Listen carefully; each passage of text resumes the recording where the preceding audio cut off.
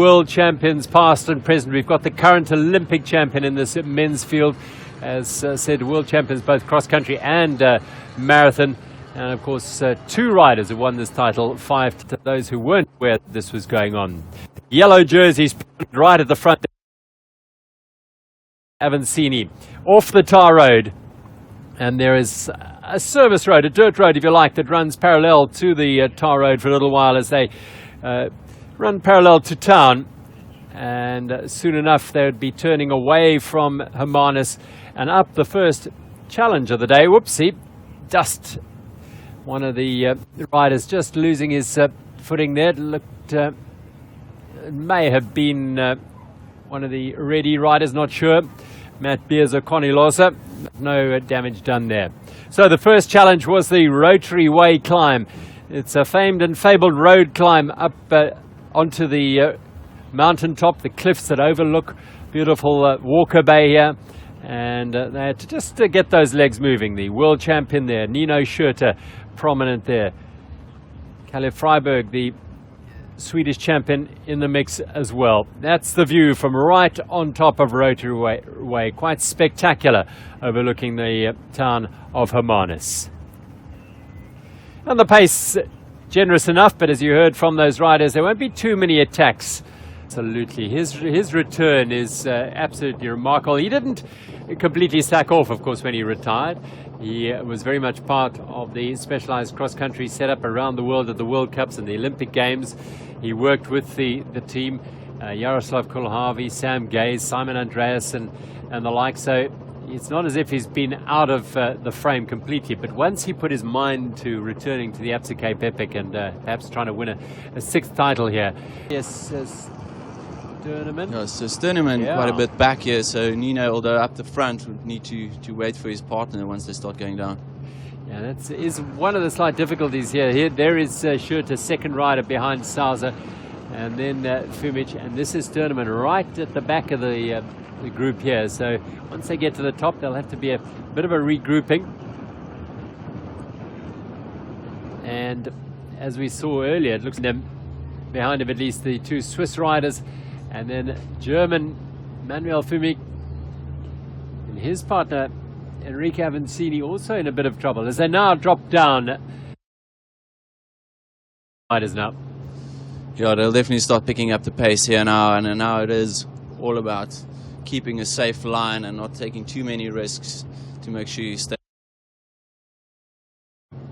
It's beautiful scenes. These world-class riders at the Absa Cape Epic on stage 1 as they plummet off the summit of the Haarkappers or Barber's route climb there, but they're not all teammates, if you know what I mean. They're not all combinations. Able to join up with them. Well, we saw Kulhavy tucked in about 4th place, but this is his terrain, isn't it? This is where Kulhavy, the Czech Express, would start opening up. Immediately, he went to the front of this group, just sitting, he's just behind Sauser there.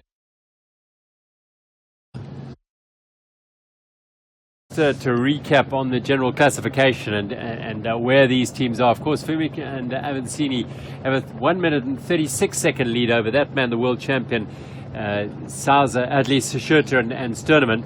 And should Sauser and Kulhavy encounter any mechanical. So, as I said, it was looking flat, wasn't it, on your screens? Now we know it's downhill, because look at the body position of this man, Christoph Sauser. Quite superb. Yeah, trying to get as aerodynamic as possible there, tucking in all marginal gains. Flat out, absolute job here. Kulhavy coming through now. In London.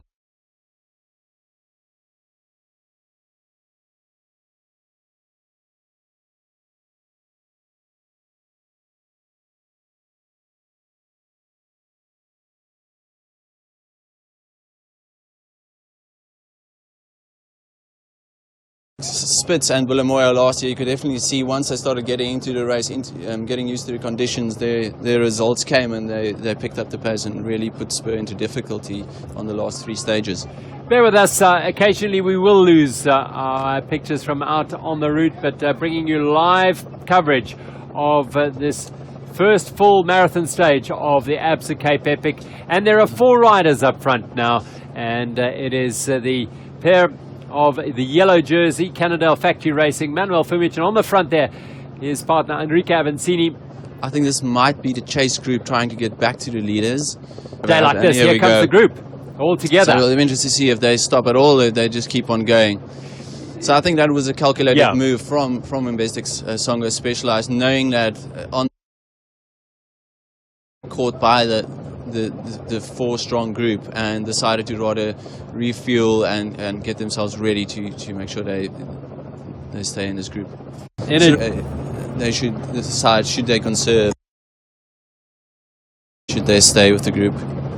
Well, you saw there, Schurter put his hand into his pocket and pull out what was probably an energy gel.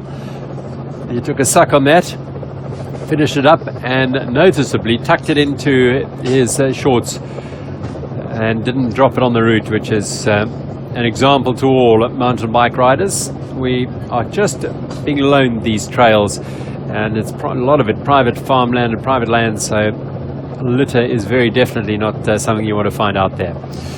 Avancini and Fumic, they're a combination who won the last stage, the grand finale into Mirandal last year. They've got such a wonderful energy and vibe about them, and they were just delighted to be in the yellow jerseys today. Remember, they've won the last 2 Absa Cape Epic stages, if you like, because they won the last stage last year and the first prologue yesterday. So who knows, they might want to go for a hat-trick here. Sauser, all control. Look how still that head is. Fantastic. Over to marathon, and also being able to take the World Championship out in the marathon format of the race. And he moves quietly to the front of this group, Christoph Sauser. Cannondale Factory Racing are there, but you get the feeling that Matthias Stirnemann is in a bit of distress here. You can definitely see Stirnemann battling here, trying to hold on, grinding his teeth. It's quite a bit of sand going through here now, and if they're showing a sign of weakness here, you can be sure Sauser would catch. They're trying to put a bit of distance between them. I would reckon they're around 15 kilometers out, 10 to 15. 10 to 15 kilometers away from the finish. And there are little undulations on this single track, as Christo said, dipping in and out of the single track and up these short, sharp climbs. Not too steep, that's for sure. Images here from Investix. Oh, that's a major problem. Sauser going down. Now, Kulhavy. Big problem here for Investix Songo Specialized. Now big problem. Now he hit the hole. I think it might have been Kulhavy going down. Actually. Yeah, I think Kulhavy went down. Again, just the lapse of concept. Of the course up until this point made their minds drift off a little bit and just getting caught out. Well, isn't it quite remarkable how these things happen? He's got a flat. Definitely got a flat. Definitely, yeah. Tube it, so that would definitely be a snake bite or something if they've made that decision to rather to put a tube in than just putting in a plug. You get the idea with the way that accident happened, the snake bite, the tire. That may well be what has happened. So, tube in. Now, what does this do to the race here? Away go Cannondale Factory Racing. And steep little descent onto this bridge. Yeah, they're on the outskirts of town now. Very, very close to the finish. A little technical section there next to the steps. Fumic putting a foot down, as does Avancini. Avancini looks tired. Yeah, this is so close now to the finish. He's back on now. That is a tricky little technical section. It's a question of, do they have enough to keep the gap? No, he'll appreciate the glide down the Henrique Fumic, Cannondale Factory Racing. What drama in the last half hour. We get back to our images of the yellow jerseys, my word, for Fumic. like every pedal stroke is only gaining them a centimetre, but they are closing in on the finish here now very, very quickly. A look again on that corner from Fumic. It is around the Absa Cape Epic Stage 1. Yeah, so barring any accident for Team Canada Factory Racing, they go right here. And this is right on the outskirts here. They'll turn into the finish here. They come onto the finish chute. Stage 1 and a second victory in a row. Manuel Fumic and Henrique Avancini have done it again. They've consolidated their lead. They've done the yellow jersey proud. They are Stage 1 winners in remarkable fashion here at Hermanus High School. What a win. Henrique, tudo bem? Congratulations. We saw you when you got off the bike, really very hot. Big heat today. Yeah, it was a really hard day to me. I was a bit unlucky on two key moments of the race. First on the long climb and the long pass.